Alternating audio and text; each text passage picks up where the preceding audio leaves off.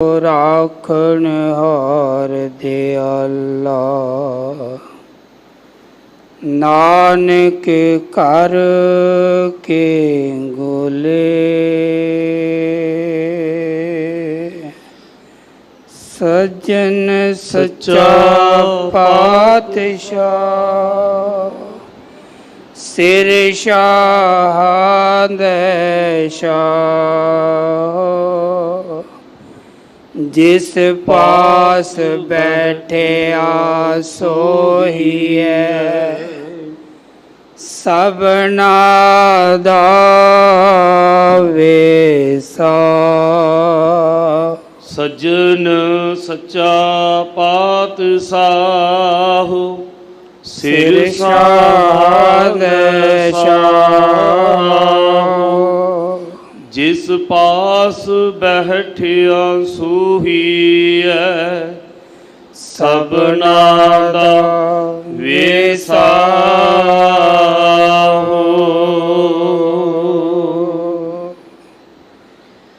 सतनाम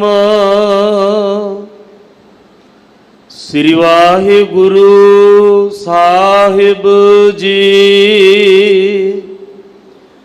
सलोक संत उदरण दयालं, आसरं गोपाल कीर्तन है। निर्मलं संत संगेन, ओट नानक परमेश्वर है। संत उदरण दयालं, आसरं गोपाल कीर्तन है। निर्मलं संत संगेन, ओट नानक परमेश्वर है। चंदन चंद ना सरद रुत, मूल न मिटई काम। शीतल थीवै नानका, जपंदड़ो हर नाम पौड़ी। चरण कमल की ओट, उदरे सगल जन। सुन परताप गोविंद, निर्भव भय मन। टूट न आवे मूल, संचिया नाम धन। संत जना स्यों संग, पाइया वड्डा पुन। आठ पहर हर ध्याए, हर जस नित सुन। संत जना स्यों संग, पाइया वड्डा पुन। आठ पहर हर ध्याए, हर जस नित सुन। वाहिगुरु जी का खालसा, वाहिगुरु जी की फतेह। दीन दुनिया दे मालक, सरब प्रतिपालक, गुरगद्दी ते सुभाए मान प्रकाशमान। धन धन साहिब श्री गुरु ग्रंथ साहिब जी महाराज जियां दी पावन पवित्र निगी गोद अंदर जुड़ बैठे गुरु सवारे गुरु प्यारी सत संगत जीओ। अत्यंत वड्डे भाग असां जीवां दे, अत्यंत ਸਤਿਗੁਰਾਂ ਨੇ ਅਪਾਰ ਬਖਸ਼ਿਸ਼ ਰਹਿਮਤ ਕਿਰਪਾ ਕੀਤੀ ਸਾਡੇ ਤੇ। ਅੰਮ੍ਰਿਤ ਵੇਲਾ ਸੱਚ ਨਾਉ ਵਡਿਆਈ ਵਿਚਾਰ।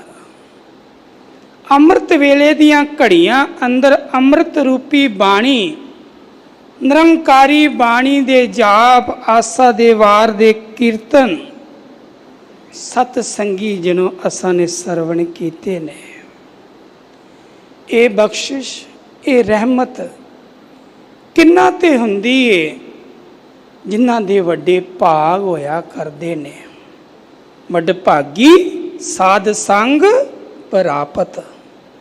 ਵੱਡਿਆਂ ਭਾਗਾਂ ਵਾਲਿਆਂ ਨੂੰ ਸਤ ਦੀ ਸੰਗਤ ਪ੍ਰਾਪਤ ਹੁੰਦੀ ਏ। ਇਹ ਨਿਹਚਾ ਕਰ ਲਈਏ, ਇਹ ਜਾਣ ਲਈਏ, ਇਹ ਸਮਝ ਲਈਏ, ਇਹ ਉਹ ਸੱਚ ਹੈ ਜਿਸ ਨੂੰ ਕੋਈ ਝੁਠਲਾ ਨਹੀਂ ਸਕਦਾ। ਸਤ ਦੀ ਸੰਗਤ ਦੀ ਪ੍ਰਾਪਤੀ ਦਾ ਭਾਵ ਹੀ ਹੈ ਕਿ ਉਹ ਸਮਾਂ, ਉਹ ਘੜੀ, ਉਹ ਪਲ ਵੱਡਿਆਂ ਭਾਗਾਂ ਵਾਲੀ ਹੈ। ਝੂਠ ਦੀ ਸੰਗਤ ਜਿੰਨੀ ਵੀ ਮਰਜ਼ੀ ਕਰ ਲਈਏ, ਸਤ ਸੰਗੀ ਜਨੋ ਕਿਸੇ ਲੇਖੇ ਨਹੀਂ ਪੈਂਦੇ। ਪਰ ਸਤ ਦੀ ਸੰਗਤ ਨਿਮਕ ਪਲ ਸਮਾਂ, ਥੋੜਾ ਜਿਹਾ ਸਮਾਂ ਵੀ ਕਿਤੇ ਸਤ ਦੀ ਸੰਗਤ ਮਿਲ ਜਾਵੇ, ਸੱਚ ਨਾਲ ਮਨ ਜੁੜ ਜਾਵੇ, ਸਤ ਸੰਗੀ ਜਨੋ ਉਸ ਸੱਚ ਦਾ, ਉਸ ਸਤ ਦਾ ਜੋ ਭਾਵ ਹੈ, ਜੋ ਫਲ ਹੈ, ਉਹ ਇਤਨਾ ਵੱਡਾ ਹੈ ਕਿ ਸਾਡੇ ਜੀਵਨ ਨੂੰ ਮੁਕਤੀ ਮਿਲ ਜਾਂਦੀ ਹੈ, ਉਧਾਰ ਮਿਲ ਜਾਂਦਾ ਹੈ, ਸਾਡਾ ਜੀਵਨ ਸਫਲ ਹੋ ਜਾਂਦਾ ਹੈ ਜਦੋਂ ਸਾਨੂੰ ਸਤ ਦੀ ਸੰਗਤ ਮਿਲ ਜਾਂਦੀ ਹੈ। ਸਹਿਬਾਨ ਜੀ ਦੇ ਚਰਨਾਂ ਵਿੱਚ ਆਪਾਂ ਬੈਠੇ ਹਾਂ। ਸੰਤੋ ਰਾਮਦਾਸ ਸਰੋਵਰ ਨੀਕਾ, ਨੀਕਾ ਸੁੰਦਰ। ਇਹ ਸਤ ਸੰਗਤ ਦੀਆਂ ਘੜੀਆਂ, ਇਹ ਘਰ ਇੰਨਾ ਸੁੰਦਰ ਹੈ ਜਿਸ ਘਰ ਵਿੱਚ ਸਤ ਸੰਗੀ ਜਿਹਨੂੰ ਅਸੀਂ ਅੱਜ ਹਾਜ਼ਰ ਹੋਏ ਹਾਂ। ਮੇਰੇ ਧੰਨ ਸਾਹਿਬ ਸ੍ਰੀ ਗੁਰੂ ਰਾਮਦਾਸ ਜੀ ਮਹਾਰਾਜ ਜੀਆਂ ਦਾ ਦਰ, ਸੋਢੀ ਸੁਲਤਾਨ ਮੇਰੇ ਸਤਿਗੁਰੂ ਤੇ ਸਤ ਸੰਗੀ ਜਿਹਨੂੰ ਇਸ ਘਰ ਤੋਂ ਅੱਜ ਅੰਮ੍ਰਿਤ ਵੇਲੇ ਆਵਾਜ਼ਾ ਆਇਆ ਹੈ। ਅੰਮ੍ਰਿਤ ਵੇਲੇ ਹੁਕਮ ਆਇਆ ਤੇ ਹੁਕਮ ਕਰਨ ਵਾਲੇ, ਜਿਸ ਘਰ ਸ਼ਾਂਤੀ ਦਾ ਪੁੰਜ, ਸੇਵਾ ਦਾ ਪੁੰਜ ਧੰਨ ਗੁਰੂ ਰਾਮਦਾਸ ਜੀ ਦਾ ਘਰ, ਉੱਥੇ ਹੀ ਸਤ ਸੰਗੀ ਜਿਹਨੂੰ ਸਹਿਜ ਸੰਤੋਖ ਸਬਰ ਦੀ ਮੂਰਤ ਧੰਨ ਗੁਰੂ ਅਰਜਨ ਦੇਵ ਜੀ ਮਹਾਰਾਜ ਜੀ ਨੇ ਅੱਜ ਅਸਾਂ ਜੀਵਾਂ ਤੇ ਬਖਸ਼ਿਸ਼ ਕੀਤੀ ਹੈ। ਸਾਨੂੰ ਦੱਸਣਾ ਕੀਤਾ ਹੈ ਕਿ ਭਲਿਆ ਤੇਰਾ ਉਧਾਰ ਕਿਵੇਂ ਹੋਵੇਗਾ, ਤੇਰਾ ਜੀਵਨ ਸਫਲ ਕਿਵੇਂ ਹੋਵੇਗਾ, ਤੂੰ ਓਟ ਕਿਸ ਦੀ ਲੈਣੀ ਹੈ, ਆਸਰਾ ਕਿਸ ਦਾ ਲੈਣਾ ਹੈ। ਤੇ ਅੱਜ ਦੇ ਪਾਵਨ ਹੁਕਮ ਸਾਹਿਬਾਂ ਦੀ ਅੰਮ੍ਰਿਤ ਬਾਣੀ ਧੰਨ ਸ੍ਰੀ ਗੁਰੂ ਗ੍ਰੰਥ ਸਾਹਿਬ ਜੀ ਮਹਾਰਾਜ ਦੇ ਪਾਵਨ ਅੰਗ 709 ਤੇ ਸੁਭਾਏਮਾਨ ਹਨ। ਆਓ ਗੁਰੂ ਕੇ ਪਿਆਰ ਵਾਲਿਓ, ਆਪ ਵੱਡਿਆਂ ਭਾਗਾਂ ਵਾਲੇ ਹੋ, ਪਰ ਫਿਰ ਵੀ ਇਹ ਮਨ ਹੈ ਭਟਕ ਜਾਂਦਾ ਹੈ, ਦੂਰ ਦੂਰ ਚਲਿਆ ਜਾਂਦਾ ਹੈ। ਯਤਨ ਕਰੀਏ ਇਸ ਮਨ ਨੂੰ ਇਕਾਗਰ ਕਰਕੇ, ਪ੍ਰਭ ਕੀ ਉਸਤਤ ਕਰੋ ਸੰਤ ਮੀਤ, ਸਾਵਧਾਨ ਇਕਾਗਰ ਚੀਤ। ਮਨ ਨੂੰ ਇਕਾਗਰ ਕਰਕੇ ਗੁਰਚਰਨਾਂ ਦਾ ਧਿਆਨ ਧਰੀਏ, ਲਵਾਇਓ ਹਾਜ਼ਰੀ, ਬੁਲਾਇਓ ਫਤਿਹ ਆਖਿਓ ਜੀ। ਵਾਹਿਗੁਰੂ ਜੀ ਕਾ ਖਾਲਸਾ, ਵਾਹਿਗੁਰੂ ਜੀ ਕੀ ਫਤਿਹ। ਸਤਨਾਮ ਸ੍ਰੀ ਵਾਹਿਗੁਰੂ ਸਾਹਿਬ ਜੀ। ਸ਼ਲੋਕ ਸੰਤ ਉਦਰਣ ਦਇਆਲੰ, ਆਸਰੰ ਗੋਪਾਲ ਕੀਰਤਨ ਹੈ। ਸੰਤ ਉਦਰਨ, ਸੰਤ ਤੋਂ ਭਾਵ ਸਤ ਸੰਗੀ ਜਣੋ, ਸੇਵਕ ਹੋਵੇ, ਜਨ ਹੋਵੇ, ਇਸ ਘਰ ਦਾ ਗੋਲਾ ਹੋਵੇ, ਉਹ ਸਭ ਸੰਤ ਨੇ। ਕਿਉਂ? ਕਿਉਂਕਿ ਉਹਨਾਂ ਦੇ ਹਿਰਦੇ ਦੇ ਅੰਦਰ ਇੱਕੋ ਹੀ ਓਟ ਹੈ, ਇੱਕੋ ਹੀ ਆਸਰਾ ਹੈ, ਇੱਕੋ ਹੀ ਤਾਂਘ ਹੈ। ਤੇ ਉਹਨਾਂ ਦੇ ਸਵਾਸਾਂ ਤੇ ਪ੍ਰਮਾਤਮਾ ਦਾ ਨਾਮ ਹੈ। ਤੇ ਸਤਿਗੁਰੂ ਦੀ ਅੰਮ੍ਰਿਤ ਬਾਣੀ ਦੇ ਬੜੇ ਹੀ ਸਰਲ ਸੁਖਾਲੇ ਬੋਲ ਨੇ, ਜਿਹੜੀ ਸਾਡੀ ਰਸਨਾ ਤੇ ਬੈਠੇ ਹੋਏ ਨੇ। ਪਰ ਸਤ ਸੰਗੀ ਜਨੋ, ਅਸੀਂ ਉਹਨਾਂ ਬੋਲਾਂ ਨੂੰ ਹਿਰਦੇ 'ਚ ਨਹੀਂ ਵਸਾਉਂਦੇ। ਸਤਿਗੁਰੂ ਜੀ ਕਹਿੰਦੇ ਨੇ, ਜਿੰਨਾ ਸਾਸ ਗਿਰਾਸ ਨਾ ਵਿਸਰੈ, ਹਰ ਨਾਮਾ ਮਨ ਮੰਤ, ਧਨ ਸਸੇਈ ਨਾਨਕਾ ਪੂਰਨ ਸੋਈ ਸੰਤ। ਸੰਤ ਦਾ ਕੋਈ ਲਿਬਾਸ ਨਹੀਂ ਦੱਸਿਆ ਗਿਆ। ਸੰਤ ਕੌਣ ਹੈ? ਭਾਵੇਂ ਕਿਸੇ ਨੇ ਕੋਈ ਵੀ ਡਰੈਸ ਪਾਈ ਹੋਵੇ, ਕਿਸੇ ਵੀ ਤਰ੍ਹਾਂ ਦੀ ਪੱਗ ਬੰਨੀ ਹੋਵੇ, ਕਿਸੇ ਨੇ ਪੈਂਟ ਪਾਈ ਹੋਵੇ, ਪੈਂਟ ਕੋਟ ਪਾਇਆ ਹੋਵੇ, ਜੇ ਹਿਰਦਾ ਸਵਾਸ ਸਵਾਸ ਪਰਮਾਤਮਾ ਦਾ ਨਾਮ ਜਪ ਰਿਹਾ ਹੈ, ਪਰਮਾਤਮਾ ਨੂੰ ਧਿਆ ਰਿਹਾ ਹੈ, ਉਹ ਸੰਤ ਹੈ, ਉਹ ਜਨ ਹੈ, ਉਹ ਸੇਵਕ ਹੈ, ਉਹ ਸੇਵਕ ਹੈ। ਤੇ ਧੰਨ ਗੁਰੂ ਅਰਜਨ ਦੇਵ ਜੀ ਮਹਾਰਾਜ ਜੈਤਸਰੀ ਕੀ ਵਾਰ ਅੰਦਰ ਸਤ ਸੰਗੀ ਜਿਹਨੂੰ ਅੱਜ ਕਿਰਪਾ ਕਰ ਰਹੇ ਨੇ।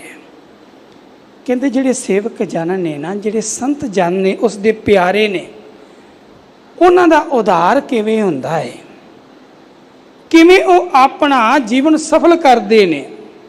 ਸੰਤ ਉਦਰਨ ਦਿਆਲੰ ਆਸਰੰ ਗੋਪਾਲ ਕੀਰਤਨ ਹੈ। ਉਹ ਕੀ ਕਰਦੇ ਨੇ ਜੀ?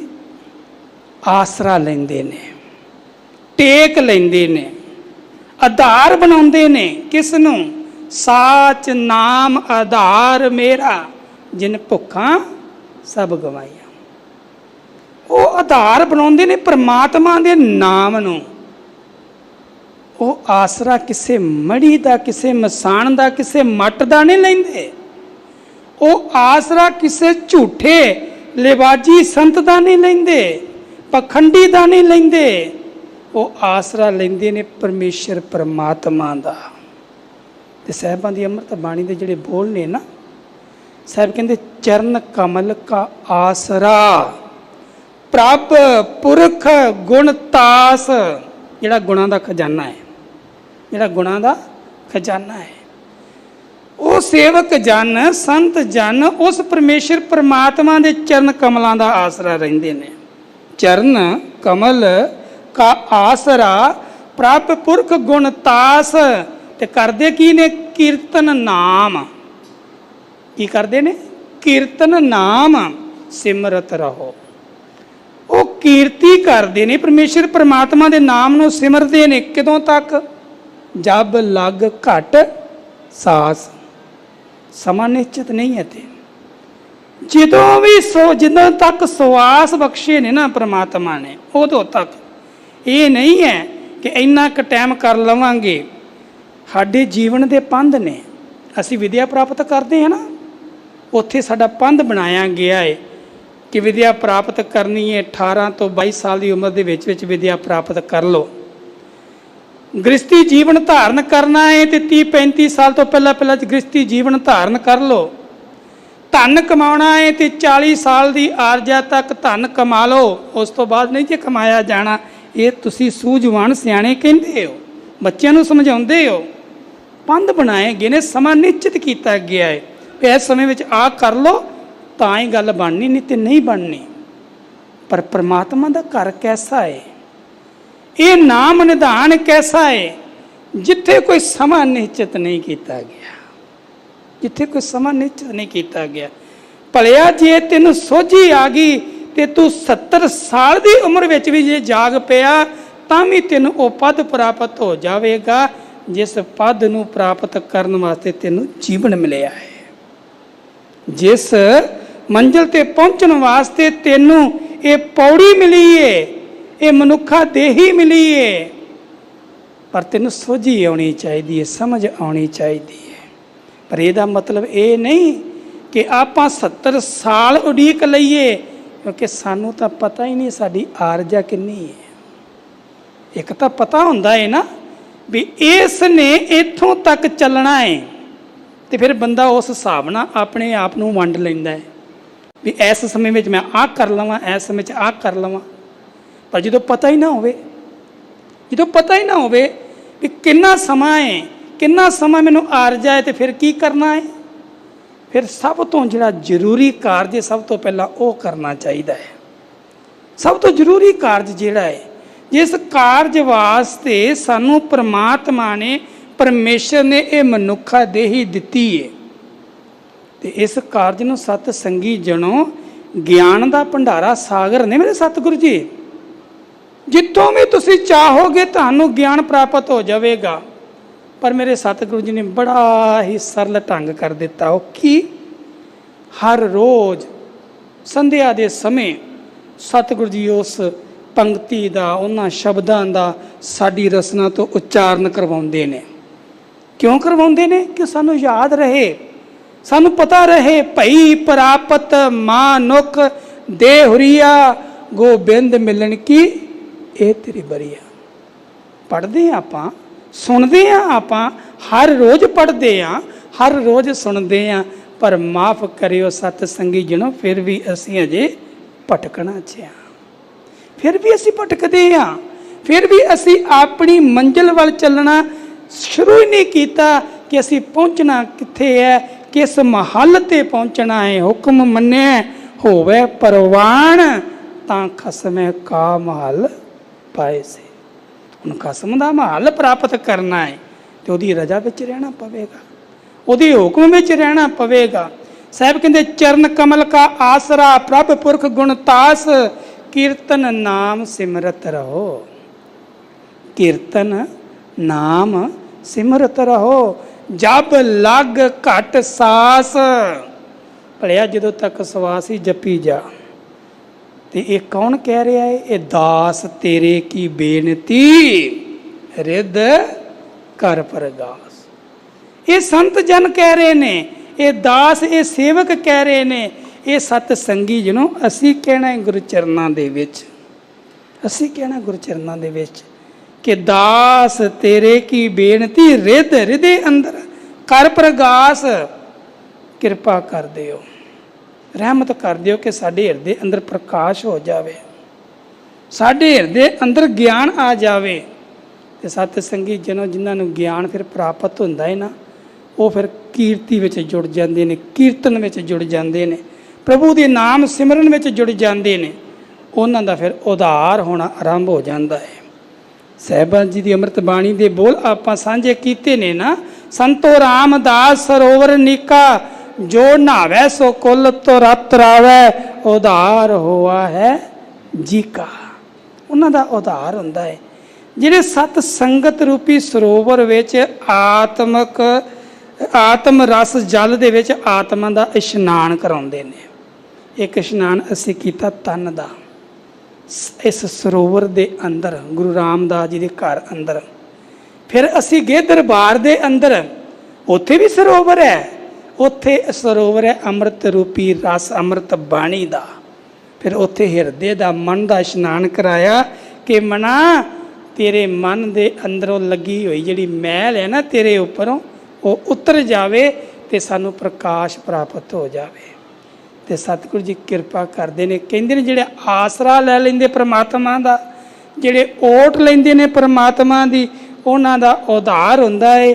ਗੋਪਾਲ ਕੀਰਤਨ ਹੈ, ਧਰਤੀ ਦਾ ਪਾਲਣ ਵਾਲਾ, ਉਸ ਨੂੰ ਯਾਦ ਕਰਨਾ, ਉਸ ਦੀ ਕੀਰਤੀ ਕਰਨੀ ਹੈ। ਨਿਰਮਲੰ ਸੰਤ ਸੰਗੇਨ ਓਟ ਨਾਨਕ ਪਰਮੇਸ਼ੁਰ ਹੈ। ਓਟ ਆਸਰਾ। ਹੁਣ ਜਿਸ ਨੂੰ ਪ੍ਰਮਾਤਮਾ ਦੀ ਓਟ ਹੋਵੇ, ਜਿਸ ਨੂੰ ਪ੍ਰਮਾਤਮਾ ਦਾ ਆਸਰਾ ਹੋਵੇ, ਤੇ ਫਿਰ ਪ੍ਰਮਾਤਮਾ ਸਤ ਸੰਗੀ ਜਿਹਨੂੰ ਉਸ ਨਾਲ ਘੱਟ ਨਹੀਂ ਕਰਦਾ। ਪ੍ਰਮਾਤਮਾ ਉਸ ਦੇ ਅੰਗ ਸੰਗ ਹੋ ਜਾਂਦਾ ਹੈ। ਤੇ ਫਿਰ ਗੁਰਬਾਣੀ ਦੇ ਬੋਲ ਕਹਿੰਦੇ ਨੇ, ਜਿਸ ਦਾ ਸਾਹਿਬ ਡਾਢਾ ਹੋਏ ਤਿਸ ਨੂੰ ਮਾਰ ਨਾ ਸਕੇ ਕੋਈ। ਜਿਹਦੇ ਵੱਲ ਪ੍ਰਮਾਤਮਾ ਹੋ ਗਿਆ, ਜਿਹਦੇ ਅੰਗ ਸੰਗ ਪ੍ਰਮਾਤਮਾ ਹੋ ਗਿਆ, ਜਾਂ ਤੂੰ ਮੇਰੇ ਵੱਲ ਹੈ ਤਾਂ ਕਿਆ ਮੋਹਿ ਛੰਦਾ, ਤੁਧ ਸਭ ਕੁਛ ਮੈਨੂੰ ਸੌਂਪਿਆ, ਜਾਂ ਤੇਰਾ ਬੰਦਾ। ਓਟ ਲਈ ਸਤ ਸੰਗੀ ਜਨੋ, ਧੰਨ ਧੰਨ ਸਾਹਿਬ ਸ੍ਰੀ ਗੁਰੂ ਗ੍ਰੰਥ ਸਾਹਿਬ ਜੀ ਮਹਾਰਾਜ ਜੀਆਂ ਦੇ ਚਰਨਾਂ ਦਾ ਆਸਰਾ ਲਿਆ ਬਾਬਾ ਦੀਪ ਸਿੰਘ ਜੀ ਨੇ। ਓਟ ਲੈ ਕੇ, ਆਸਰਾ ਲੈ ਕੇ ਅਰਦਾਸ ਕੀਤੀ। ਅਰਦਾਸ ਕਰਕੇ ਤੇ ਸਿੰਘਾਂ ਨੂੰ ਵੰਗਾਰ ਪਾਈ ਵੀ ਸਿੰਘੋ, ਅਸਾਂ ਨੇ ਸੱਚਖੰਡ ਸ੍ਰੀ ਹਰਿਮੰਦਰ ਸਾਹਿਬ ਜੀ ਦੀ ਹੋ ਰਹੀ ਬੇਦਬੀ ਦਾ ਬਦਲਾ ਲੈਣਾ ਹੈ ਤੇ ਉਹਨਾਂ ਜ਼ਾਲਮਾਂ ਨੂੰ ਰੋਕਣਾ ਹੈ। ਇੱਕ ਓਟ ਸੀ, ਇੱਕ ਆਸਰਾ ਸੀ। ਹੁਣ ਸਤ ਸੰਗੀ ਜਨੋਂ ਆਸਰੇ ਤਾਂ ਅਸੀਂ ਵੀ ਲੈਂਦੇ ਆ, ਪਰ ਅਸੀਂ ਆਸਰੇ ਸਵੇਰੇ ਕੁਛ ਹੋਰ ਲੈ ਲੈਂਦੇ ਆ, ਦੁਪਹਿਰੇ ਕੁਝ ਹੋਰ ਤੇ ਸ਼ਾਮ ਨੂੰ ਕੁਝ ਹੋਰ। ਸਵੇਰੇ ਗੁਰਦੁਆਰੇ ਗਏ, ਭਾਈ ਸਾਹਿਬ ਕੋਲ ਅਰਦਾਸ ਕਰਵਾਈ ਕਿ ਭਾਈ ਸਾਹਿਬ ਜੀ ਸਾਡਾ ਕਾਰਜ ਰੁਕਿਆ ਏ, ਸਾਨੂੰ ਪ੍ਰਮਾਤਮਾ ਦਾ ਆਸਰਾ ਮਿਲੇ, ਸਾਡਾ ਕਾਰਜ ਸਵਰ ਜਾਵੇ। ਹਜੇ ਘਰ ਪਹੁੰਚੇ ਹੀ, ਹਜੇ ਦੁਪਹਿਰ ਹੋਈ ਹੈ, ਤੇ ਆ ਕੇ ਭੈਣ ਨੇ ਭਰਾ ਨੇ ਫਿਰ ਜਾ ਕੇ ਕੰਨਾਂ ਵਿੱਚ ਇੱਕ ਫੂਕ ਮਾਰ ਦਿੱਤੀ, ਕਹਿ ਦਿੱਤਾ ਕੀ ਗੱਲ ਬੜੇ ਦੁਖੀ ਹੋ? ਕਹਿੰਦੇ ਕੀ ਕਰੀਏ, ਦੁਖੀ ਬੜੇ ਨੇ, ਕਲਾ ਕਲੇਸ਼ ਰੋਗ ਏ, ਕਈ ਤਰ੍ਹਾਂ ਦੀਆਂ ਗੱਲਾਂ, ਕਈ ਤਰ੍ਹਾਂ ਦੇ ਰੋਗ ਉਹਨੇ ਸੁਣਾ ਦਿੱਤੇ, ਤੇ ਅੱਗੋਂ ਦੱਸਣ ਵਾਲੇ ਨੇ ਵੀ ਕੁਝ ਹੋਰ ਹੀ ਦੱਸ ਦਿੱਤਾ।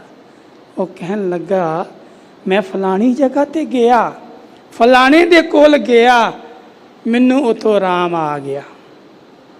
ਕਹਿੰਦੇ ਅੱਛਾ ਚਲੋ ਸਾਡੇ ਨਾਲ। ਇਹ ਨਹੀਂ ਸੋਚਿਆ ਭਲਿਆ ਜਿੱਥੇ ਤੂੰ ਅਰਦਾਸ ਕਰਕੇ ਆਇਆ ਏ ਉਹ ਇੰਨਾ ਵੱਡਾ ਏ ਕਿ ਉਸ ਤੋਂ ਵੱਡਾ ਕੋਈ ਹੈ ਹੀ ਨਹੀਂ। ਗਿਆਨ ਧਿਆਨ ਕਿਛ ਕਰਮ ਨਾ ਜਾਣਾ, ਸਾਰ ਨਾ ਜਾਣਾ ਤੇਰੀ, ਸਭ ਤੇ ਵੱਡਾ, ਸਭ ਤੇ ਵੱਡਾ ਸਤਿਗੁਰ ਨਾਨਕ ਜਿਨ ਕਲ ਰਾਖੀ ਮੇਰੀ। ਜਿੱਥੇ ਤੂੰ ਅਰਦਾਸ ਕਰਕੇ ਆਏ ਉਸ ਤੋਂ ਵੱਡਾ ਕੋਈ ਹੈ ਹੀ ਨਹੀਂ, ਉਸ ਤੋਂ ਉੱਪਰ ਕੋਈ ਹੈ ਹੀ ਨਹੀਂ, ਤੇ ਤੂੰ ਫਿਰ ਭਟਕ ਗਿਆ, ਨਾਲ ਤੁਰ ਪਿਆ, ਨਾਲ ਜਾ ਕਰਕੇ ਫਿਰ ਮਾਇਆ ਦੀ ਵੀ ਬਰਬਾਦੀ ਕੀਤੀ, ਸਮੇਂ ਦੀ ਵੀ ਬਰਬਾਦੀ ਕੀਤੀ। ਅਜੇ ਸੰਧਿਆ ਹੋਈ ਤੇ ਸੰਧਿਆ ਵੇਲੇ ਫਿਰ ਆ ਕਰਕੇ ਕਿਸ ਨੇ ਪੁੱਛ ਲਿਆ ਕੀ ਗੱਲ? ਫਿਰ ਕਹਿੰਦਾ ਦੁਖੀ ਆ। ਹੁਣ ਕਹਿੰਦਾ ਚਲੋ ਦੀਵਾ ਵੀ ਜਗਾਈਏ, ਚਲੋ ਕਹਿੰਦਾ ਦੀਵਾ ਵੀ ਜਗਾਈਏ।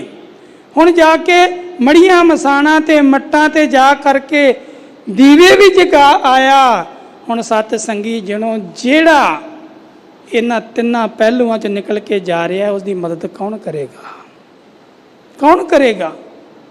ਜਦੋਂ ਪਰਮਾਤਮਾ ਦਾ ਆਸਰਾ ਹੀ ਛੱਡ ਦਿੱਤਾ ਸੀ, ਆਸਰਾ ਲੈ ਲਿਆ ਹੱਥ ਵੇਖਣ ਵਾਲਿਆਂ ਦੇ ਉੱਪਰ, ਸਿਆਣੇ ਸਮਝ ਲਿਆ ਆਪਾਂ ਉਹਨਾਂ ਨੂੰ ਜਿਹੜੇ ਹੈ ਹੀ ਬਿਲਕੁਲ ਨਿਆਣੇ ਨੇ, ਤੇ ਅਸੀਂ ਆਸਰਾ ਲੈ ਲਿਆ ਮੜੀਆਂ ਮਸਾਣਾ ਦਾ ਜਿਹੜੀਆਂ ਆਪ ਮਿੱਟੀ ਦੇ ਵਿੱਚ ਨੇ, ਆਪ ਦੱਬੀਆਂ ਪਈਆਂ ਨੇ, ਕੁਝ ਬੋਲ ਨਹੀਂ ਸਕਦੀਆਂ, ਕੁਝ ਕਰ ਨਹੀਂ ਸਕਦੀਆਂ। ਤੇ ਜਿਹੜਾ ਬੋਲ ਸਕਦਾ ਏ, ਜਿਹੜਾ ਕੁਝ ਕਰ ਸਕਦਾ ਏ, ਜਿਹੜਾ ਸੁਣ ਸਕਦਾ ਏ, ਜਿਹੜਾ ਸਾਡੀ ਤਕਲੀਫ ਸੁਣ ਕੇ ਸਾਨੂੰ ਹੱਲ ਕਰ ਸਕਦਾ ਏ, ਸਾਡੇ ਰੋਗ ਸਾਡੇ ਦੁੱਖ ਸੰਤਾਪ ਦੂਰ ਕਰ ਸਕਦਾ ਏ, ਉਸ ਦਾ ਆਸਰਾ ਅਸੀਂ ਛੱਡ ਦਿੱਤਾ, ਉਸ ਦੀ ਓਟ ਆਪਾਂ ਛੱਡ ਦਿੱਤੀ। ਬਾਬਾ ਦੀਪ ਸਿੰਘ ਜੀ ਨੇ ਓਟ ਲਈ, ਆਸਰਾ ਲਿਆ, ਤੇ ਸਤ ਸੰਗੀ ਜਦੋਂ ਉਸ ਆਸਰੇ ਨੇ, ਉਸ ਓਟ ਨੇ ਉਸ ਹੋਣੀ ਨੂੰ ਹਰਾ ਦਿੱਤਾ, ਉਸ ਹੋਣੀ ਨੂੰ ਹਰਾਤਾ। ਇਹ ਬਾਬਾ ਦੀਪ ਸਿੰਘ ਜੀ ਦਾ ਉਹ ਓਟ ਹੀ ਸੀ, ਉਹ ਆਸਰਾ ਹੀ ਸੀਗਾ ਜਿਸ ਨੇ ਤਾਕਤ ਦਿੱਤੀ, ਬਲ ਦਿੱਤਾ ਤੇ ਇੱਥੇ ਤੱਕ ਪਹੁੰਚਣ ਦੀ ਸਮਰੱਥਾ ਦਿੱਤੀ। ਤੇ ਸਤ ਸੰਗੀ ਜਨੋਂ ਅਸੀਂ ਓਟ ਵੀ ਛੱਡ ਦਿੰਨੇ ਆ, ਆਸਰਾ ਵੀ ਛੱਡ ਦਿੰਨੇ ਆ। ਸਤਿਗੁਰੂ ਜੀ ਕਹਿੰਦੇ ਨੇ ਭਲਿਆ ਨਿਰਮਲੰ ਸੰਤ ਸੰਗੇਨ ਓਟ ਨਾਨਕ ਪਰਮੇਸ਼ਰ, ਪਰਮੇਸ਼ਰ ਦਾ ਓਟ ਆਸਰਾ ਲੈ, ਨਿਰਮਲ ਹੋ, ਪਵਿੱਤਰ ਹੋ। ਤੇਰੇ ਅੰਦਰ ਮੈਲ ਹੈ, ਤੇਰੇ ਅੰਦਰ ਨਿਰਮਲਤਾ ਨਹੀਂ ਹੈ। ਸਤ ਸੰਗੀ ਜਿਹਨੂੰ ਅਸੀਂ ਕਵਾਂਗੇ ਵੀ ਸਾਡੇ ਅੰਦਰ ਮੈਲ ਹੈ, ਇਹ ਕਿਵੇਂ ਪਤਾ ਲੱਗੇ? ਤੇ ਆਪਣੇ ਕਦੀ ਹਿਰਦੇ ਨੂੰ ਪੁੱਛ ਕੇ ਦੇਖ ਲਈਏ। ਜਿੱਦਣ ਆਪਾਂ ਆਪਣੇ ਅੰਦਰ ਦੀ ਖੋਜ ਕਰਨੀ ਆਰੰਭ ਕਰ ਦੇਵਾਂਗੇ ਉਦੋਂ ਹੀ ਪਤਾ ਚੱਲ ਜਾਵੇਗਾ ਕਿ ਅੰਦਰ ਮੈਲ ਹੈ। ਲਾਲਟਨ ਜਗਦੀ ਪਈ ਏ, ਤੇਲ ਵੀ ਏ, ਬੱਤੀ ਵੀ ਏ, ਪਰ ਰੌਸ਼ਨੀ ਬਾਹਰ ਨਹੀਂ ਆ ਰਹੀ। ਪੁੱਛਣਾ ਕੀਤਾ ਨੌਜਵਾਨ ਨੇ ਸਿਆਣੇ ਬਜ਼ੁਰਗ ਨੂੰ, ਵੱਡੇ ਨੂੰ, ਵੀ ਲਾਈਟ ਜਗ ਨਹੀਂ ਰਹੀ? ਕਹਿੰਦੇ ਜਗ ਰਹੀ ਹੈ ਲਾਈਟ, ਬਾਹਰ ਰੌਸ਼ਨੀ ਕਿਉਂ ਨਹੀਂ ਆ ਰਹੀ? ਕਹਿਣ ਲੱਗੀ ਇਸ ਦੀ ਚਿਮਣੀ ਜਿਹੜੀ ਹੈ ਕਾਲੀ ਹੋ ਗਈ ਹੈ। ਨੌਜਵਾਨ ਕਹਿੰਦਾ ਕੀ ਕਰਨਾ ਪਵੇਗਾ? ਕਹਿੰਦੇ ਧੋਣੀ ਪਵੇਗੀ, ਧੋ ਕੇ ਲਿਆਓ। ਕਹਿੰਦੇ ਲਿਆਓ, ਮੈਂ ਧੋ ਲਿਆਉਣਾ ਹੁਣੇ, ਦੇਤੀ। ਨੌਜਵਾਨ ਗਿਆ, ਉਹਨੇ ਨਲ ਛੱਡਿਆ, ਚਿਮਣੀ ਥੱਲੇ ਕੀਤੀ, ਆਪਣੇ ਵੱਲੋਂ ਧੋ ਕੇ ਲਿਆ ਕੇ ਫਿਰ ਰੱਖ ਦਿੱਤੀ, ਹਜੇ ਵੀ ਲਾਈਟ ਬਾਹਰ ਨਹੀਂ ਆਈ। ਕਹਿੰਦਾ ਜੀ ਮੈਂ ਤਾਂ ਧੋ ਕੇ ਲਿਆਂਦੀ ਸਾਰੀ, ਜਲ ਨਾਲ ਪਾਣੀ ਨਾਲ ਧੋਤੀ ਹੈ, ਫਿਰ ਵੀ ਰੋਸ਼ਨੀ ਬਾਹਰ ਨਹੀਂ ਆ ਰਹੀ। ਤੇ ਉਸ ਸਿਆਣੇ ਨੇ ਉਸ ਨੂੰ ਕਹਿਣਾ ਕੀਤਾ, ਉਸ ਜੁੜੇ ਹੋਏ ਨੇ ਪ੍ਰਮਾਤਮਾ ਦੇ ਪਿਆਰੇ ਨੇ ਕਹਿਣਾ ਕੀਤਾ, ਉਹ ਨੌਜਵਾਨਾ ਤੂੰ ਅੰਦਰ ਹੱਥ ਨਹੀਂ ਮਾਰਿਆ ਕਿਉਂਕਿ ਤੈਨੂੰ ਡਰ ਸੀ ਜੇ ਮੈਂ ਅੰਦਰ ਹੱਥ ਮਾਰਿਆ ਤੇ ਮੇਰੇ ਆਪਣੇ ਹੱਥ ਕਾਲੇ ਹੋ ਜਾਣੇ ਆ, ਮੇਰੇ ਆਪਣੇ ਹੱਥ ਕਾਲੇ ਹੋ ਜਾਣੇ ਆ, ਕਿਉਂਕਿ ਤੈਨੂੰ ਪਤਾ ਸੀ ਕਿ ਅੰਦਰ ਮੈਲ ਹੈ, ਤੂੰ ਅੰਦਰੋਂ ਨਹੀਂ ਧੋ ਕੇ ਲਿਆਇਆ, ਜਾਂ ਅੰਦਰੋਂ ਧੋ ਕੇ ਆ, ਫਿਰ ਦੇਖੀ ਪ੍ਰਕਾਸ਼ ਕਿਵੇਂ ਬਾਹਰ ਆਉਂਦਾ ਹੈ। ਤੇ ਜਿੱਦਣ ਸਤ ਸੰਗੀ ਜਦੋਂ ਅਸੀਂ ਅੰਦਰ ਹੱਥ ਮਾਰ ਲਿਆ ਨਾ, ਜਿੱਦਣ ਅੰਦਰੋਂ ਅਸੀਂ ਸਫਾਈ ਕਰ ਲਈ, ਅੰਦਰੋਂ ਉਹ ਕਾਲਖ ਲਾ ਲਈ, ਤੇ ਪ੍ਰਕਾਸ਼ ਸਾਡੀ ਜੇਬਾਂ ਰਾਹੀਂ, ਸਾਡੇ ਨੇਤਰਾਂ ਰਾਹੀਂ, ਸਾਡੇ ਹੱਥਾਂ ਰਾਹੀਂ, ਸਾਡੇ ਤਨ ਰਾਹੀਂ, ਸਾਡੀ ਕਰਨੀ ਰਾਹੀਂ ਪ੍ਰਕਾਸ਼ ਬਾਹਰ ਆਵੇਗਾ। ਬਾਹਰ ਪ੍ਰਮਾਤਮਾ ਦੇ ਗੁਣ ਬਾਹਰ ਪ੍ਰਗਟ ਹੋਣਗੇ। ਗੁਣ ਸਭਨਾਂ ਦੇ ਵਿੱਚ ਨੇ ਪ੍ਰਮਾਤਮਾ ਦੇ, ਪਰ ਪ੍ਰਗਟ ਨਹੀਂ ਹੋ ਰਹੇ। ਸਭ ਮੈਂ ਜੋਤ, ਜੋਤ ਹੈ ਸੋਏ ਤਿਸ ਦੇ ਚਾਨਣ, ਸਭ ਮੈਂ ਚਾਨਣ ਹੋਏ, ਗੁਰ ਸਾਖੀ ਜੋਤ ਪ੍ਰਗਟ ਹੋਏ। ਹੁਣ ਸਿੱਖਿਆ ਆਪਾਂ ਮੰਨਦੇ ਨਹੀਂ, ਜੋਤ ਪ੍ਰਗਟ ਕਿਵੇਂ ਹੋਵੇ, ਪ੍ਰਕਾਸ਼ ਪ੍ਰਗਟ ਕਿਵੇਂ ਹੋਵੇ। ਅੰਦਰ ਹੱਥ ਮਾਰਨ ਤੋਂ ਅਸੀਂ ਡਰਦੇ ਹਾਂ, ਦੂਸਰੇ ਨੂੰ ਦੱਸਦੇ ਹਾਂ ਵੀ ਤੇਰੇ ਅੰਦਰ ਕਾਲਖ ਹੈ, ਤੇਰੇ ਅੰਦਰ ਔਗਣ ਨੇ, ਤੇਰੇ ਅੰਦਰ ਮੈਲ ਹੈ, ਪਰ ਆਪਣੇ ਅੰਦਰ ਕਦੀ ਆਪਾਂ ਛਾਤੀ ਨਹੀਂ ਮਾਰਦੇ। ਸਤਿਗੁਰੂ ਜੀ ਕਹਿੰਦੇ ਨਿਰਮਲ ਹੋਣਾ ਕਰ। ਜਿੱਦਣ ਤੂੰ ਨਿਰਮਲ ਹੋ ਗਿਆ, ਪਵਿੱਤਰ ਹੋ ਗਿਆ, ਤੂੰ ਪੁਨੀਤ ਹੋ ਗਿਆ, ਉਦਣ ਤੇਰਾ ਜੀਵਨ ਸਫਲ ਹੋਵੇਗਾ। ਤੈਨੂੰ ਉਦਣ ਪਰਮੇਸ਼ਰ ਦਾ ਓਟ ਆਸਰਾ ਮਿਲ ਜਾਵੇਗਾ। ਪਹਿਲਾਂ ਆਪਣੇ ਅੰਦਰ ਨੂੰ ਸਾਫ਼ ਕਰਨਾ ਕਰ, ਤੇ ਸਾਫ਼ ਕਰਨ ਵਾਸਤੇ ਵੀ ਸਤ ਸੰਗੀ ਜਿਹਨੂੰ ਪਰਮੇਸ਼ਰ ਪਰਮਾਤਮਾ ਦੇ ਦਰ ਤੇ ਹੀ ਆਉਣਾ ਪੈਣਾ ਹੈ। ਮੂਤ ਪਲੀਤੀ ਕੱਪੜ ਹੋਏ, ਦੇ ਸਾਬੂਨ ਲਈਏ ਉਹ ਧੋਏ, ਭਰੀਏ ਮਤ ਪਾਪਾਂ ਕੈ ਸੰਗ, ਉਹ ਧੋਪੈ ਨਾਵੇਂ ਕੈ ਰੰਗ। ਪਰਮਾਤਮਾ ਦੇ ਨਾਮ ਤੋਂ ਬਿਨਾ ਸਤ ਸੰਗੀ ਜਿਹਨੂੰ ਸੱਚ ਜਾਣਿਓ, ਅੰਦਰ ਦੀ ਮੈਲ, ਅੰਦਰ ਦਾ ਕੂੜ ਨਹੀਂ ਨਿਕਲਣਾ। ਰੱਬ ਦਾ, ਪਰਮੇਸ਼ਰ ਪਰਮਾਤਮਾ ਦਾ ਨਾਮ ਹੀ ਹੈ ਜਿਹੜੇ ਸਾਡੇ ਅੰਦਰੋਂ ਔਗਣਾਂ ਨੂੰ ਖਤਮ ਕਰ ਸਕਦਾ ਹੈ ਤੇ ਗੁਣਾਂ ਨੂੰ ਪ੍ਰਗਟ ਕਰ ਸਕਦਾ ਹੈ। ਤੇ ਨਾਮ ਜਪਣਾ, ਨਾਮ ਨੂੰ ਧਿਆਉਣਾ, ਭਾਵ ਗੁਰਬਾਣੀ ਨੂੰ ਪੜ੍ਹਨਾ, ਗੁਰਬਾਣੀ ਨੂੰ ਵਿਚਾਰਨਾ, ਗੁਰਬਾਣੀ ਨੂੰ ਸਮਝਣਾ ਤੇ ਗੁਰਬਾਣੀ ਨੂੰ ਆਪਣੇ ਜੀਵਨ ਦਾ ਆਧਾਰ ਬਣਾਉਣਾ। ਸਾਚ ਨਾਮ ਆਧਾਰ ਮੇਰਾ, ਜਿਨ ਭੁੱਖਾਂ ਸਭ ਗਵਾਈਆਂ, ਜਿਹਨੇ ਸਾਰੀਆਂ ਭੁੱਖਾਂ ਗਵਾ ਦੇਣੀਆਂ ਨੇ। ਪਰ ਜਦੋਂ ਅਸੀਂ ਆਧਾਰ ਲਵਾਂਗੇ ਤੇ ਸਤਿਗੁਰੂ ਜੀ ਕਿਰਪਾ ਕਰਦੇ ਹਨ। ਚੰਦਨ ਚੰਦ ਨਾ ਸਰਦ ਰੁੱਤ, ਮੂਲ ਨਾ ਮਿਟਈ ਕਾਮ।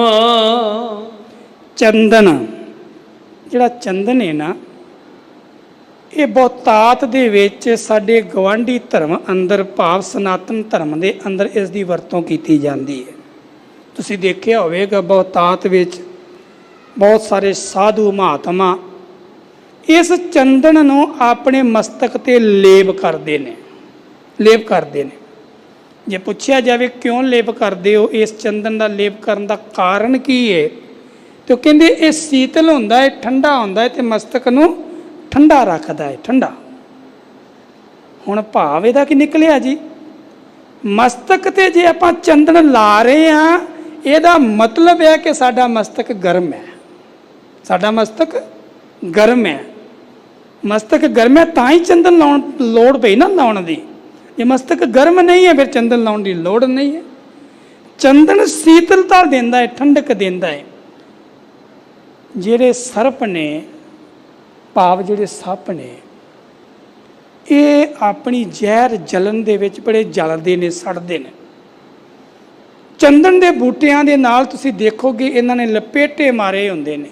ਕਾਰਨ ਕਿਉਂਕਿ ਉਤੋਂ ਇਹਨਾਂ ਨੂੰ ਠੰਡਕ ਮਿਲਦੀ ਹੈ, ਸੀਤਲਤਾ ਮਿਲਦੀ ਹੈ, ਉਤੋਂ ਠੰਡ ਪ੍ਰਾਪਤ ਕਰਦੇ ਨੇ।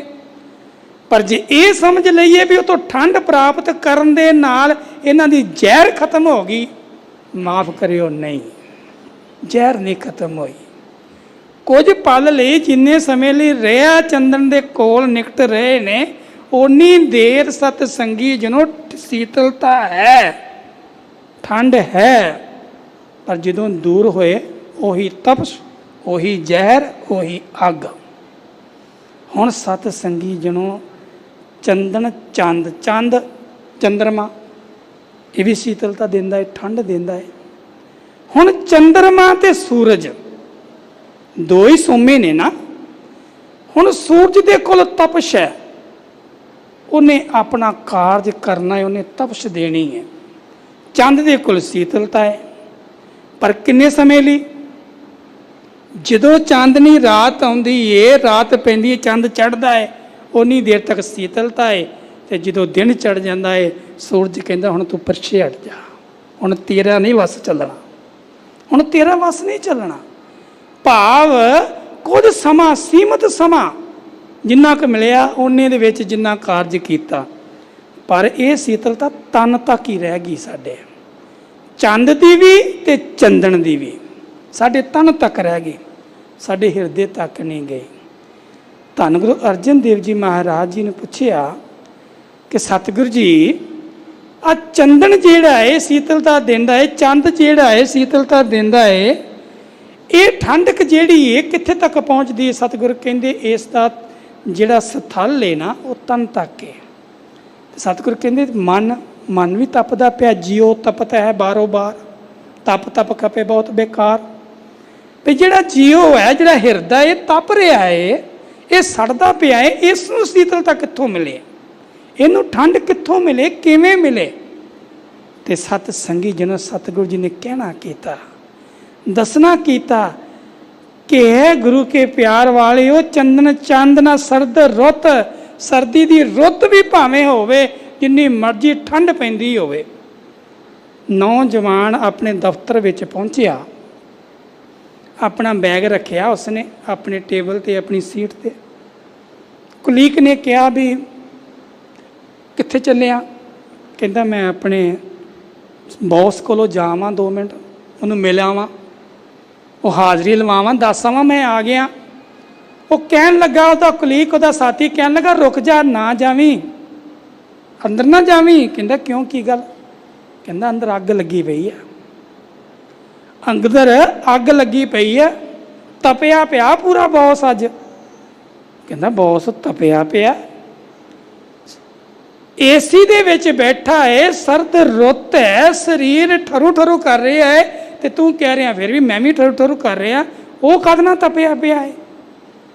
ਕਹਿੰਦੇ ਤਨ ਨੂੰ ਤਾਂ ਠੰਡ ਮਿਲ ਰਹੀ ਹੈ, ਪਰ ਉਹਦਾ ਮਨ ਜਿਹੜਾ ਹਿਰਦਾ ਹੈ ਨਾ ਉਹ ਤਪਿਆ ਪਿਆ ਹੈ। ਗੁੱਸੇ 'ਚ ਬੜਾਈ, ਕ੍ਰੋਧ ਦੀ ਅੱਗ ਵਿੱਚ ਉਹ ਤਪਿਆ ਪਿਆ। ਕੋਲ ਨਾ ਜਾਵੀਂ, ਨੇੜੇ ਨਾ ਜਾਵੀਂ, ਨੇੜੇ ਜਾਵੇਂਗਾ ਤੇ ਝਿੜਕਾਂ ਪੈਣਗੀਆਂ।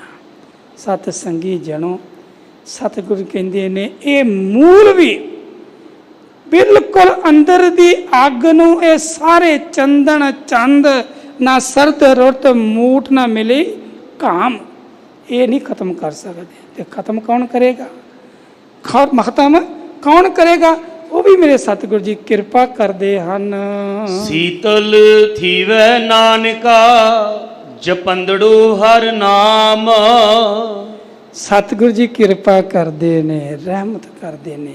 ਜਲਨ ਬੁਝੀ ਸੀਤਲ ਹੋਏ ਮਨੁਆ, ਸਤਿਗੁਰ ਕਾ ਦਰਸ਼ਨ ਪਾਏ। ਜਲਨ ਜਿਹੜੀ ਹੈ ਨਾ ਬੁਝ ਜਾਂਦੀ ਹੈ। ਕਿਵੇਂ? ਕਹਿੰਦੇ ਪ੍ਰਮਾਤਮਾ ਦੇ ਨਾਮ ਵਿੱਚ ਇਹ ਤਾਕਤ ਹੈ। ਕਲ ਤਾਤੀ ਠਾਂਡਾ ਹਰ ਨਾਉ, ਕਲਯੁਗ ਤੱਤਾ ਹੈ, ਤੱਤਾ ਆ ਤਪਸ ਪੈ ਰਹੀ ਹੈ ਨਾ। ਧੰਨ ਸਾਹਿਬ ਸ੍ਰੀ ਗੁਰੂ ਅਰਜਨ ਦੇਵ ਜੀ ਮਹਾਰਾਜ ਜੋ ਅੱਜ ਬਖਸ਼ਾਂ ਕਰ ਰਹੇ ਨੇ ਨਾ, ਸਤ ਸੰਗੀ ਜਨੋ ਉਹ ਸਮਾਂ ਯਾਦ ਕਰੀਏ। ਲਾਹੌਰ ਦੀ ਉਹ ਧਰਤੀ ਜਿਸ ਸਮੇਂ ਸੂਰਜ ਵੀ ਤੱਤਾ ਹੈ, ਮਹੀਨਾ ਵੀ ਤੱਤਾ ਹੈ, ਲੋ ਵੀ ਤੱਤੀ ਹੈ, ਅੱਗ ਵੀ ਤੱਤੀ ਹੈ, ਰੇਤਾ ਵੀ ਤੱਤਾ ਹੈ, ਤੇ ਕੋਲ ਖੜਾ ਚੰਦੂ ਵੀ ਤੱਤਾ ਹੈ, ਤੇ ਜਹਾਂਗੀਰ ਦਾ ਹੁਕਮ ਵੀ ਤੱਤਾ ਹੈ। ਸਭ ਕੁਝ ਤੱਤਾ ਹੀ ਤੱਤਾ ਹੈ। ਗਰਮ ਹੀ ਗਰਮ ਹੈ, ਤਪਸ ਹੀ ਤਪਸ ਹੈ। ਪਰ ਤੱਤੀ ਤਵੀ ਤੇ ਬਹਿ ਕੇ ਜੇ ਕੋਈ ਠੰਡਾ ਹੈ ਨਾ, ਜੇ ਕੋਈ ਸੀਤਲ ਹੈ ਨਾ, ਤੇ ਸਤ ਸੰਗੀ ਜਨੋ ਉਹਨੇ ਧੰਨ ਸਾਹਿਬ ਸ੍ਰੀ ਗੁਰੂ ਅਰਜਨ ਦੇਵ ਜੀ ਮਹਾਰਾਜ ਸਾਹਿਬ ਕਹਿ ਰਹੇ ਨੇ, ਉਸ ਤੱਤੀ ਤਵੀ ਤੇ ਬੈਠ ਕੇ ਵੀ ਤੇਰਾ ਕੀਆ ਮੀਠਾ ਲੱਗੈ, ਹਰ ਨਾਮ ਪਦਾਰਥ ਨਾਨਕ ਮੰਗੈ। ਐਡਾ ਵੱਡਾ ਤਸੀਹਾ, ਐਡਾ ਵੱਡਾ ਸਰੀਰਕ ਦੁੱਖ ਸਹਿੰਦਿਆਂ ਹੋਇਆਂ ਵੀ ਉਸ ਰੱਬ ਨੂੰ ਯਾਦ ਕਰਨਾ, ਪਰਮਾਤਮਾ ਨੂੰ ਯਾਦ ਕਰਨਾ, ਪਰਮਾਤਮਾ ਦੇ ਨਾਮ ਦੀ ਦਾਤ ਮੰਗਣੀ। ਤੇ ਸਤ ਸੰਗੀ ਜਨੋਂ ਅਸੀਂ ਸੁੱਖ ਭੋਗਦੇ ਹੋਏ, ਆਨੰਦ ਮਾਣਦੇ ਹੋਏ ਵੀ ਪਰਮਾਤਮਾ ਨੂੰ ਯਾਦ ਨਹੀਂ ਕਰਦੇ। ਸੁੱਖ ਮਾਣਦੇ ਹੋਏ ਵੀ ਸਭ ਕੁਝ ਸਾਡੇ ਕੋਲ ਪਰ ਸਾਨੂੰ ਪਰਮਾਤਮਾ ਨੇ ਦਿੱਤਾ ਹੈ, ਕੋਈ ਘਾਟ ਨਹੀਂ। ਸਭ ਤੋਂ ਵੱਡੀ ਦਾਤ ਪਤਾ ਕੀ ਹੈ ਸਾਡੇ ਕੋਲ? ਕਿ ਸਾਡੇ ਕੋਲ ਮਨੁੱਖਾ ਦੇਹੀ ਹੈ। ਅਸੀਂ ਕੀੜੇ ਮਕੌੜੇ ਨਹੀਂ, ਪਸ਼ੂ ਪੰਛੀ ਨਹੀਂ ਆ, ਸਾਡੇ ਕੋਲ ਮਨੁੱਖਾ ਦੇਹੀ ਹੈ। ਤੇ ਮਨੁੱਖਾ ਦੇਹੀ ਪ੍ਰਾਪਤ ਕਰਕੇ ਇਹਦੇ ਸੁੱਖਾਂ ਲਈ ਹੋਰ ਪਤਾ ਨਹੀਂ ਕਿੰਨਾ ਕੁਝ ਅਸੀਂ ਪ੍ਰਾਪਤ ਕਰ ਲਿਆ। ਪਰ ਸਤ ਸੰਗੀ ਜਨੋ, ਦਾਤ ਪਿਆਰੀ ਵਿਸਰਿਆ ਦਾਤਾਰਾ। ਦਾਤਾਂ ਨਾਲ ਪਿਆਰ ਪੈ ਗਿਆ, ਦਾਤੇ ਨੂੰ ਵਿਸਾਰ ਦਿੱਤਾ। ਸਾਹਿਬ ਕਹਿੰਦੇ ਨੇ ਭਲਿਆ, ਜੇ ਤੂੰ ਸੀਤਲਤਾ ਚਾਹਨਾ ਹੈ, ਜੇ ਠੰਡ ਚੱਲਣਾ ਹੈ ਨਾ, ਸੀਤਲ ਥੀਵੈ ਨਾਨਕਾ ਜਾ ਪੰਦੜੋ ਹਰ ਨਾਮ। ਪਰਮਾਤਮਾ ਦੇ ਨਾਮ ਨੂੰ ਜਪਣਾ ਕਰ। ਜੇ ਅੰਦਰ ਨੂੰ ਠੰਡਾ ਕਰਨਾ ਚਾਹੁੰਦਾ ਹੈ, ਨਹੀਂ ਤਾਂ ਹੋਵੇਗਾ ਜੀਓ ਤਪਤ ਹੈ ਬਾਰੋ ਬਾਰ, ਤਪ ਤਪ ਖਪੇ ਬਹੁਤ ਬੇਕਾਰ। ਤੇ ਕਾਰਨ ਕੀ ਦੱਸਿਆ? ਜੈ ਤਨ ਬਾਣੀ ਵਿਸਰ ਜਾਏ, ਜਿਉ ਪੱਕਾ ਰੋਗੀ ਵਿਲਾਏ। ਹੁਣ ਪਰਮੇਸ਼ਰ ਤੇ ਭੁੱਲਿਆ ਮੈਂ ਆਪਣ ਸਭੇ ਰੋਗ। ਜਦੋਂ ਪ੍ਰਮਾਤਮਾ ਹੀ ਭੁੱਲ ਗਿਆ, ਬਾਣੀ ਹੀ ਵਿਸਾਰ ਦਿੱਤੀ, ਤੇ ਫਿਰ ਸਤ ਸੰਗੀ ਜਨੋ ਤਪਸ ਹੀ ਤਪਸ ਹੈ। ਮਹੀਨਾ ਭਾਵੇਂ ਪੋਹ ਦਾ ਹੋਵੇ, ਮਹੀਨਾ ਭਾਵੇਂ ਸਰਦ ਰੁੱਤ ਦਾ ਹੋਵੇ, ਜੇ ਪ੍ਰਮਾਤਮਾ ਦੀ ਯਾਦ ਨਹੀਂ ਨਾ, ਫਿਰ ਅੱਗ ਹੀ ਵਰੇਗੀ, ਅੱਗ ਹੀ ਵਰੇਗੀ। ਉਹ ਭਾਵੇਂ ਕਲਾ ਦੀ ਹੋਵੇ, ਭਾਵੇਂ ਕਲੇਸ਼ ਦੀ ਹੋਵੇ, ਭਾਵੇਂ ਦੁੱਖਾਂ ਦੀ ਹੋਵੇ। ਫਰੀਦਾ ਮੈਂ ਜਾਣਿਆ ਦੁੱਖ ਮੁਝ ਕੋ, ਦੁੱਖ ਸਵੈ ਜਗ ਉੱਚੇ ਚੜ ਕੇ ਦੇਖਿਆ, ਘਰ ਘਰ ਇਹ ਅੱਗ। ਘਰ ਘਰ ਉਹ ਬਾਬਾ ਫਰੀਦ ਜੀ ਨੇ ਸਪਸ਼ਟ ਕਰ ਦਿੱਤਾ ਕਿ ਇਹ ਮਤ ਸਮਝੀ ਕਿ ਤੂੰ ਹੀ ਦੁਖੀ ਹੈ, ਨਹੀਂ। ਜੋ ਜੋ ਦੀਸੈ ਸੋ ਸੋ ਰੋਗੀ, ਰੋਗ ਰਹਿਤ ਮੇਰਾ ਸਤਿਗੁਰ ਜੋਗੀ। ਸਤਿਗੁਰ ਜੀ ਰਹਿਮਤ ਬਖਸ਼ਿਸ਼ ਕਰ ਰਹੇ ਹਨ। ਪੌੜੀ ਚਰਨ ਕਮਲ ਕੀ ਓਟ, ਉਦਰੇ ਸਗਲ ਜਨ। ਜਿਨ੍ਹਾਂ ਨੇ ਪਰਮੇਸ਼ਰ ਪਰਮਾਤਮਾ ਦੇ ਚਰਨ ਕਮਲਾਂ ਦਾ ਆਸਰਾ ਲੈ ਲਿਆ, ਓਟ ਲੈ ਲਈ, ਉਹਨਾਂ ਦਾ ਉਧਾਰ ਹੋ ਗਿਆ, ਉਹਨਾਂ ਦਾ ਉਧਾਰ ਹੋ ਗਿਆ। ਕਲ ਯੁਗ ਮੈਂ ਕੀਰਤਨ ਪ੍ਰਧਾਨਾ, ਗੁਰਮੁਖ ਜਪੀਏ ਲਾਏ ਧਿਆਨਾ। ਆਪ ਤਰੈ ਸਗਲੇ ਕੁਲ ਧਾਰੈ, ਹਰ ਦਰਗਹਿ ਪਤ ਸਿਉ ਜਾਏਂਦਾ। ਉਹਨਾਂ ਦੀਆਂ ਕੁੱਲਾਂ ਦਾ ਵੀ ਉਧਾਰ ਹੋ ਜਾਂਦਾ, ਜਿਹੜੇ ਗੁਰੂ ਦੀ, ਪਰਮੇਸ਼ਰ ਦੀ, ਪਰਮਾਤਮਾ ਦੀ ਕੀਰਤੀ ਕਰਦੇ ਨੇ, ਪਰਮਾਤਮਾ ਦੇ ਨਾਮ ਨੂੰ ਜਪਦੇ ਨੇ, ਪਰਮਾਤਮਾ ਦੇ ਚਰਨ ਕਮਲਾਂ ਦਾ ਆਓ ਓਟ ਆਸਰਾ ਲੈਣਾ ਕਰਦੇ ਹਨ। ਸੁਣ ਪਰਤਾਪ ਗੋਵਿੰਦ, ਨਿਰਭਉ ਭਏ ਮਨ। ਹੁਣ ਮਨ ਜਿਹੜਾ ਏ ਇਹ ਡਰਦਾ ਏ, ਮਨ ਡਰਦਾ ਏ। ਡਰਦਾ ਬੜੀਆਂ ਹੀ ਵਸਤਾਂ ਤੋਂ, ਬੜੇ ਪਦਾਰਥਾਂ ਤੋਂ, ਇੱਕ ਤੋਂ ਨਹੀਂ, ਬੜੇ ਪਦਾਰਥਾਂ ਤੋਂ। ਧਨ ਜਾਣ ਤੋਂ ਵੀ ਡਰਦਾ ਏ, ਸੋਭਾ ਜਾਣ ਤੋਂ ਵੀ ਡਰਦਾ ਏ, ਵਡਿਆਈ ਨਾ ਮਿਲਣ ਤੋਂ ਵੀ ਡਰਦਾ ਏ। ਬੜੇ ਡਰ ਨੇ ਇਸ ਮਨ ਨੂੰ। ਹੁਣ ਮਨ ਸਭ ਤੋਂ ਜ਼ਿਆਦਾ ਪਤਾ ਕਿੱਥੇ ਡਰਦਾ ਏ? ਮੌਤ ਤੋਂ। ਮੌਤ ਤੋਂ ਮਨ ਨਹੀਂ ਚਾਹੁੰਦਾ ਕਿ ਮੇਰੀ ਮੌਤ ਹੋਵੇ, ਮੌਤ ਹੋਵੇ। ਤੇ ਸਤ ਸੰਗੀ ਜਿਹਨੂੰ ਸੱਚ ਜਾਣਿਓ, ਸਰੀਰ ਦੀ ਮੌਤ ਹੋ ਜਾਵੇ ਤੇ ਸੰਸਾਰ ਦੇ ਨਾਲੋਂ ਵਿਛੋੜਾ ਪੈ ਜਾਂਦਾ ਹੈ, ਸੰਸਾਰ ਦੇ ਨਾਲੋਂ ਵਿਛੋੜਾ ਪੈ ਜਾਂਦਾ ਹੈ। ਤੇ ਜੇ ਮਨ ਦੀ ਮੌਤ ਹੋ ਜਾਵੇ ਤੇ ਫਿਰ ਨਿਰੰਕਾਰ ਦੇ ਨਾਲ ਨੇੜਤਾ ਹੋ ਜਾਂਦੀ ਏ, ਮਿਲਾਪ ਹੋ ਜਾਂਦਾ ਹੈ। ਕਿਉਂਕਿ ਮਨ ਦੀ ਮੌਤ, ਮਨ ਮਰ ਗਿਆ ਤੇ ਪਰਮਾਤਮਾ ਨਾਲ ਮਨੁੱਖ ਜੁੜ ਜਾਵੇਗਾ, ਉਹ ਆਤਮਾ ਜੁੜ ਜਾਵੇਗੀ। ਤੇ ਜੇ ਸਤ ਸੰਗੀ ਜਣੋ ਮਨ ਨਹੀਂ ਨਾ ਮਰਿਆ ਤੇ ਮਨ ਡਰ ਦੇ ਵਿੱਚ ਹੀ ਰਹੇਗਾ, ਡਰ ਦੇ ਵਿੱਚ ਹੀ ਰਹੇਗਾ। ਆਪ ਜੀ ਨੇ ਇਤਿਹਾਸਕ ਸਾਖੀ ਭਗਤਾਂ ਦੀ ਸੁਖੀ ਸਰਵਣ ਕੀਤੀ ਹੈ। ਤੁਹਾਡਾ ਧਿਆਨ ਲੈ ਕੇ ਜਾਵਾਂ, ਜਦੋਂ ਭਗਤ ਕਬੀਰ ਜੀ ਉਹਨਾਂ ਦਾ ਸੇਵਕ ਕੋਈ ਉਹਨਾਂ ਨੂੰ ਮਿਲਣ ਵਾਸਤੇ ਆਇਆ। ਸ਼ਮਸ਼ਾਨ ਭੂਮੀ ਦੇ ਅੰਦਰ ਨੇ, ਸ਼ਮਸ਼ਾਨ ਭੂਮੀ ਦੇ ਅੰਦਰ ਘਰੋਂ ਪੁੱਛਿਆ ਜਾ ਕੇ ਲੋਈ ਨੂੰ ਵੀ ਮੈਂ ਭਗਤ ਕਬੀਰ ਨੂੰ ਮਿਲਣਾ। ਕਹਿੰਦੇ ਮਿਲੋ। ਕਹਿੰਦੇ ਕਿੱਥੇ ਨੇ? ਕਹਿੰਦੇ ਸ਼ਮਸ਼ਾਨ ਭੂਮੀ 'ਚ ਗਏ ਨੇ। ਕਹਿੰਦੇ ਪਛਾਣਾਂਗਾ ਕਿਵੇਂ? ਕਹਿੰਦੇ ਜੀ ਉਹਨਾਂ ਦੇ ਚਿਹਰੇ 'ਤੇ ਵੱਖਰਾ ਹੀ ਤੇਜ ਹੈ, ਵੱਖਰਾ ਹੀ ਪ੍ਰਤਾਪ ਹੈ। ਅੱਛਾ ਜੀ, ਚਲਿਆ ਗਿਆ। ਹੁਣ ਕੀ ਦੇਖਦਾ ਹੈ? ਜਿਤਨੇ ਵੀ ਖੜੇ ਸ਼ਮਸ਼ਾਨ ਭੂਮੀ 'ਚ ਸਭਨਾਂ ਦੇ ਮਸਤਕ ਤੇ ਚਿਹਰੇ 'ਤੇ ਵੱਖਰਾ ਹੀ ਤੇਜ ਹੈ, ਵੱਖਰਾ ਹੀ ਵੱਖਰਾ। ਉਹ ਕਹਿੰਦੇ ਜੀ ਉਹ ਤਾਂ ਕਹਿੰਦੇ ਉਹਨਾਂ ਦੇ ਤੇ ਸਾਰਿਆਂ ਦੇ ਆ। ਤੇ ਸਤ ਸੰਗੀ ਜਦੋਂ ਵਾਪਸੀ ਆਉਣਾ ਸ਼ੁਰੂ ਹੋ ਗਏ, ਵਾਪਸੀ ਤੀਲੇ ਟੁੱਟਣੇ ਸ਼ੁਰੂ ਹੋ ਗਏ, ਨਾਤੇ ਟੁੱਟਣੇ ਸ਼ੁਰੂ ਹੋ ਗਏ ਵੀ ਤੇਰਾ ਸਾਡਾ ਨਾਤਾ ਇੱਥੇ ਤੱਕ ਹੀ ਆ, ਬਸ ਹੁਣ ਤੇਰਾ ਸਾਡਾ ਕੋਈ ਨਾਤਾ ਨਹੀਂ। ਜਦੋਂ ਵਾਪਸੀ ਆਉਣੇ ਸ਼ੁਰੂ ਹੋ ਗਏ ਨਾ ਸਾਰੇ, ਤੇ ਸਾਰਿਆਂ ਦੇ ਚਿਹਰੇ ਦਾ ਜਿਹੜਾ ਤੇਜ ਸੀ ਨਾ ਉਹ ਉੱਡਣਾ ਸ਼ੁਰੂ ਹੋ ਗਿਆ, ਉੱਡਣਾ। ਹੁਣ ਉਹ ਦੇਖੇ ਹੈਰਾਨ ਹੋ ਗਿਆ ਵੀ ਇਹ ਕੀ ਬਣਿਆ। ਭਗਤ ਕਬੀਰ ਜੀ ਜਦੋਂ ਆਏ ਸਤ ਸੰਗੀ ਜਣੋਂ, ਭਗਤ ਕਬੀਰ ਜੀ ਦੇ ਚਿਹਰੇ ਦਾ ਉਹੀ ਨੂਰ, ਉਹੀ ਤੇਜ। ਪੁੱਛਣਾ ਕੀਤਾ, ਕਹਿੰਦਾ ਤੁਸੀਂ ਭਗਤ ਕਬੀਰ ਜੀ? ਕਹਿੰਦੇ ਹਾਂਜੀ। ਕਹਿੰਦੇ ਦੱਸੋ? ਕਹਿੰਦੇ ਮੈਂ ਬਾਅਦ 'ਚ ਦੱਸਦਾ, ਪਹਿਲਾਂ ਮੈਨੂੰ ਕੁਝ ਦੱਸੋ। ਕਹਿੰਦੇ ਕੀ?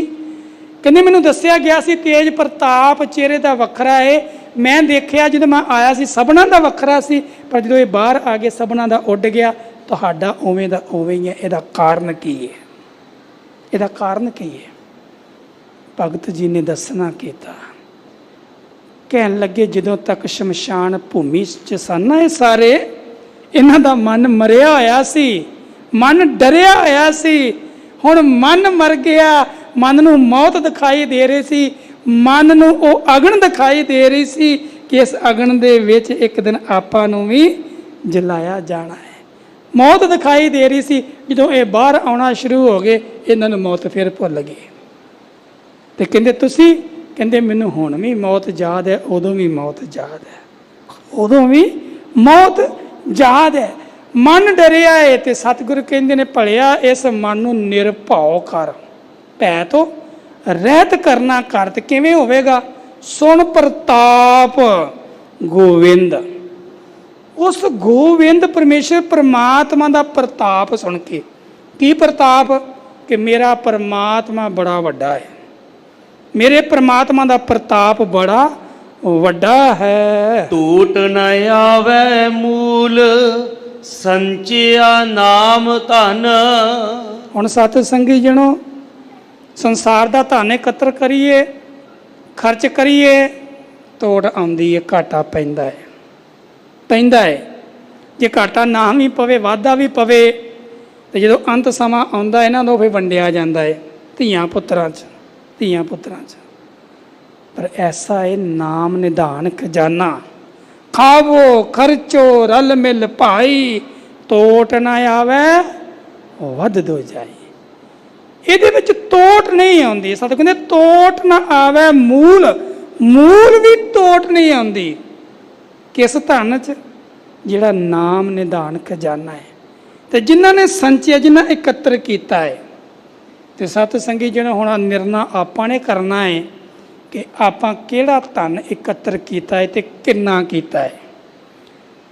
ਅਸੀਂ ਸੰਸਾਰੀ ਧਨ ਦਾ ਹਿਸਾਬ ਬੜਾ ਲੇਖਾ ਜੋਖਾ ਰੱਖਦੇ ਹਾਂ।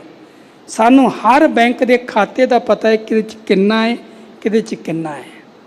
ਪਰ ਨਾਮ ਨਿਧਾਨ ਖਜ਼ਾਨੇ ਦਾ ਨਹੀਂ ਪਤਾ ਕਿ ਸਾਡੇ ਕੋਲ ਕਿੰਨਾ ਹੈ, ਕਿਸ ਵੇਲੇ ਮੈਂ ਕਿੰਨਾ ਕਮਾਇਆ ਸੀ, ਕਿੰਨਾ ਹੋਣਾ ਚਾਹੀਦਾ ਸੀ, ਕਿੰਨਾ ਹੈਗਾ ਏ।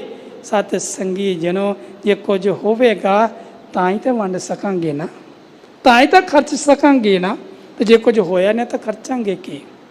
ਸੰਚਣਾ ਪੈਣਾ ਹੈ, ਇਕੱਠਾ ਕਰਨਾ ਪੈਣਾ ਹੈ। ਤੇ ਜਿੰਨਾ ਇਕੱਠਾ ਕੀਤਾ ਉਹਨਾਂ ਨੇ ਆਨੰਦ ਮਾਣਿਆ ਹੈ। ਸੰਤ ਜਨਾ ਸਿਉ ਸੰਗ ਪਾਈਐ ਵੱਡਾ ਪੁੰਨ। ਹੁਣ ਪ੍ਰਭੂ ਦੇ ਪਿਆਰਿਆਂ ਦਾ ਸਤ ਸੰਗਤ ਦਾ ਸੰਗ।